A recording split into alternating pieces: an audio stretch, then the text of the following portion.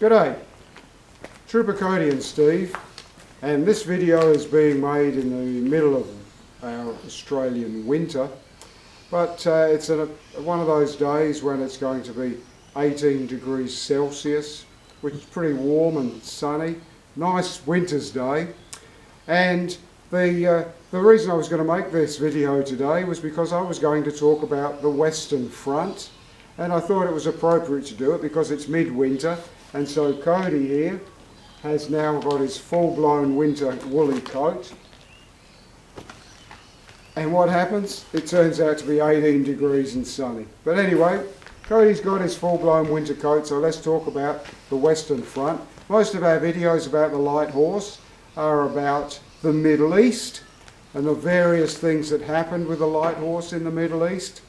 But what people forget are there are two aspects of the light horse on the Western Front. And the first is that when the Australian foot soldiers left the Middle East, they weren't needed there anymore after Gallipoli and were taken to the Western Front. So we're talking Australian, New Zealand, Anzac infantry.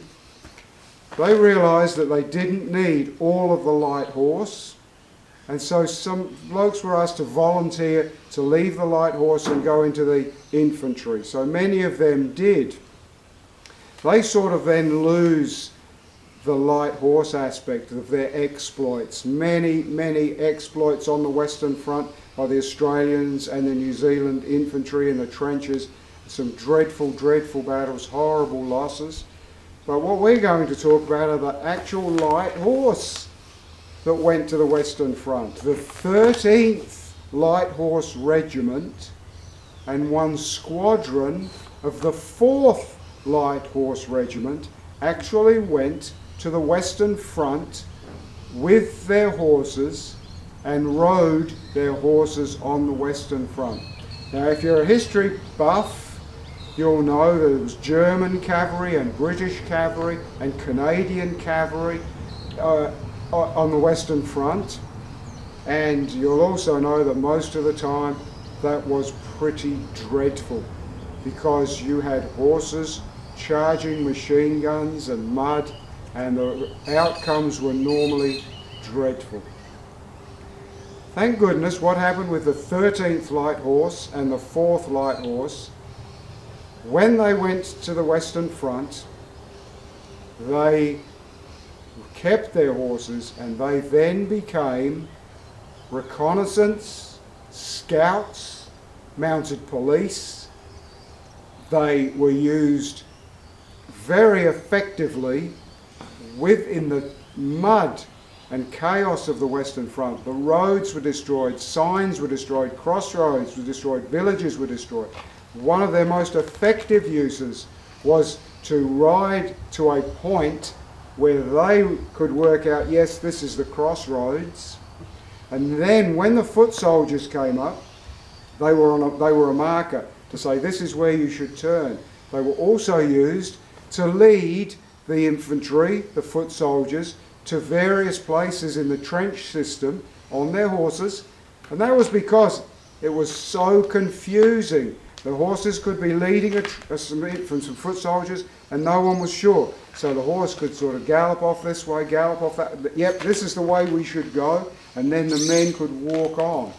And then, of course, when the light horse got the foot soldiers to where they needed to be, the light horse was rapid transport back to do what other jobs were required of them. When you think about what vehicles were like in those days, you might think, why was the horse the quickest way of doing this? Because the motorbikes in 1418 era were pretty dreadful motorbikes, and they could not cope with the mud and the cross country and stuff like that. That's why they used horses. Another really big act by the Australian light horse was the moving of prisoners. Now, I have some German friends who watch this, and I never want to be derogatory to anybody. But the reality is that a lot of German prisoners were happy to be taken prisoner. They were in the hell of the trenches, the hell of the Great War, shelling, mud and death. And when they were taken prisoner, they were not going to fight the guards and try to get back to the German lines. And so what would happen is you would just have one or two light horsemen on their horses with their 303 rifles, and they would be guarding 50, 60 prisoners to the light horsemen, and that went well. If you've watched some of our other videos, you'll know that at various times in the Middle East, hundreds and occasionally thousands of Turkish troops surrendered to a very small number of Australian troops. So I guess the last thing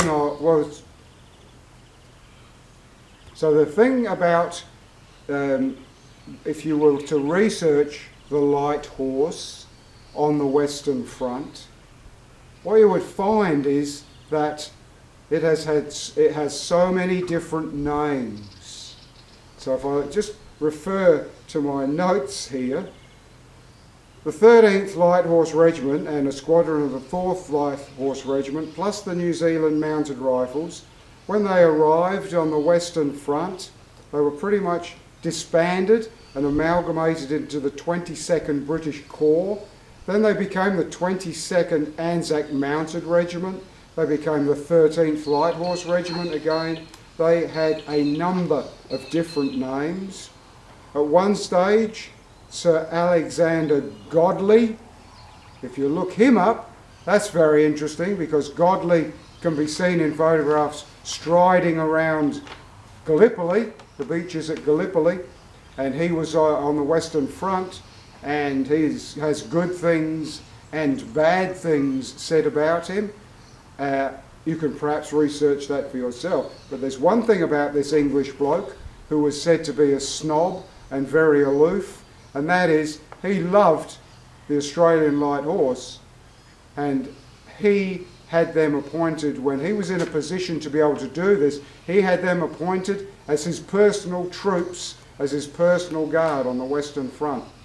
And I guess my thought that comes to me when I think about Godley and people saying what an aloof aristocrat type person he was, and yet he wanted the Australian Light Horse as his personal troops, it reminds me of Wellington at Waterloo when he was asked what he thought of his soldiers, and he said words to the effect, well, I don't know what they do to the enemy, to the French, but they sure scare the hell out of me. And so maybe that's because of the Australians' reputation. We're going to come to that in another video, because where I've got to in this one about the Australian Light Horse mounted on the Western Front and how well they were, how effective they were on the Western Front in trench warfare, we then come to what's called the 100-day offensive, and this is where the Australian Light Horse outshone itself. Medals were... You'll have to watch that separate video. So there you go. The 13th Light Horse Regiment and one squadron of the 4th Light Horse Regiment went to the Western Front, kept their horses, and were in action right up until the 11th of the 11th, 1918. Cheers, cobbers. Hope you enjoyed the video. Till next time. Make sure you subscribe if you watch this. Thank you.